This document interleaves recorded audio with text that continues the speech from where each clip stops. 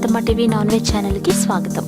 అత్తమ్మ TV non veg channel ప్రేక్షకులందరికీ కనుమ శుభాకాంక్షలు. ఈ నాన్ వెజ్ ఛానల్లో ఈరోజు కనుమ స్పెషల్ రెసిపీగా పండు మిరపకాయ కోడి కూర ఎలా వండుకోవాలో నేర్చుకుందాము. చాలా రుచిగా స్పైసీగా ఉండే ఈ కూర గ్రేవీ లాగా చేయొచ్చు, డ్రైగా ఫ్రై లాగా కూడా చేయొచ్చు. మరి ఎలా తయారు చేయాలో చూద్దామా? ముందుగా చికెన్ని శుభ్రంగా కడుక్కొని 1 టీ స్పూన్ కారం, 1/2 టీ స్పూన్ పసుపు, కొద్దిగా ఉప్పు, 1 టేబుల్ స్పూన్ అల్లం వెల్లుల్లిపాయ పేస్ట్ వేసి బాగా కలిపి అరగంట నానబెట్టుకోవాలి. ఇప్పుడు బాగా ఎర్రగా ఉన్న పండు మిరపకాయలని ఎంచుకోవాలి. వీటిని చిన్నగా కట్ చేసి ఒక చిన్న మిక్సీ జార్లో తీసుకోవాలి. అంటే మసాలా గ్రైండ్ చేసుకొని చిన్న జార్లో తీసుకోవాలి. 2 అంగుళాల అల్లాన్ని చిన్నగా కట్ చేసి వేసుకోవాలి. 20 వెల్లుల్లిపాయ రెబ్బలు వేసి కొద్దిగా నీళ్లు పోసి మెత్తని పేస్ట్ లాగా గ్రైండ్ చేసుకోవాలి. ఇది పండు మిరపకాయ మసాలా కారం. అది పక్కన పెట్టుకొని ఒక దాక తీసుకొని అందులో మనం ఆల్రెడీ నానబెట్టి పెట్టుకున్న చికెన్ వేయాలి. అందులో ఒక 200 ml వరకు నీళ్లు పోయాలి. అంటే చాలా తక్కువ నీళ్లు పోయాలి. ఇప్పుడు ఆ దాకని డైరెక్ట్గా పొయ్యి మీద పెట్టి ఉడికించుకోవాలి. ఆ నీళ్ళన్నీ మరిగిపోయేంత వరకు ఉడికించాలి. మీడియం ఫ్లేమ్లో మధ్య మధ్యలో కలుపుకుంటూ ఉడికించుకోవాలి.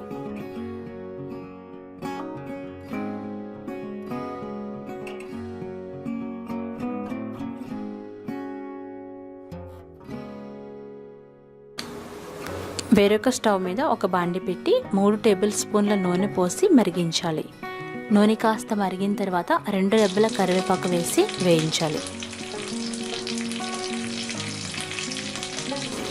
ఆ తర్వాత మనం రుబ్బి పెట్టుకున్న పండు మిరపకాయ పేస్ట్ వేసి బాగా వేయించుకోవాలి. ఇది పచ్చివాసన పోయేంత వరకు వేయించాలి. ఇది పచ్చివాసన అంతా పోయేంత వరకు లో ఫ్లేమ్ నుండి మీడియం ఫ్లేమ్లో పెట్టుకొని వేపుకోవాలి. బాగా కలుపుకుంటూ వేయించుకోవాలి. దాదాపు 10 నిమిషాల వరకు లో ఫ్లేమ్లో వేయించుకోవాలి. ఎందుకంటే ఇవి బాగా వేగిపోవాలి. ఈ లోపుగా పక్కన ఉన్న చికెన్ కూరని ఒకసారి చూద్దాం. ఇది ఉడికిందో లేదో చెక్ చేయాలంటే ఒక ఫోర్క్తో ఈ విధంగా గుచ్చి చూసినట్లయితే బాగా దిగింది అనుకుంటే ముక్క ఉడికిపోయినట్టు. ఇలా బాగా ఉడికింది అనుకున్న తర్వాత దాన్ని స్టవ్ ఆఫ్ చేసి పక్కన పెట్టుకోవాలి.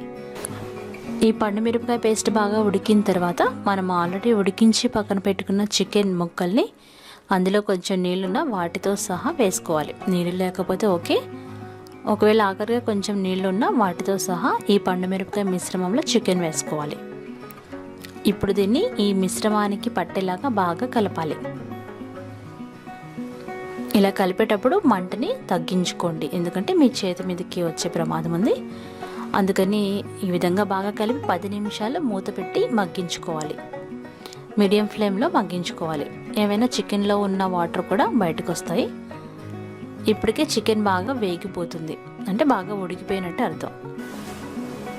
బాగా వేగిన ఈ చికెన్ని ఒకసారి కలుపుకొని అందులో మనం 2 టేబుల్ స్పూన్ల ధనియాల పొడి, 1 టీ స్పూన్ జీలకర్ర పొడి, 1 టీ స్పూన్ గరం మసాలా పొడి వేయాలి. ఈ గరం మసాలా పొడి ఎలా తయారు చేయాలో నా ఛానల్లో చూడగలరు. గరం మసాలా వల్ల ఈ కూరకి మరింత రుచి వస్తుంది. మసాలాలు వేసి ఒకసారి బాగా కలపాలి.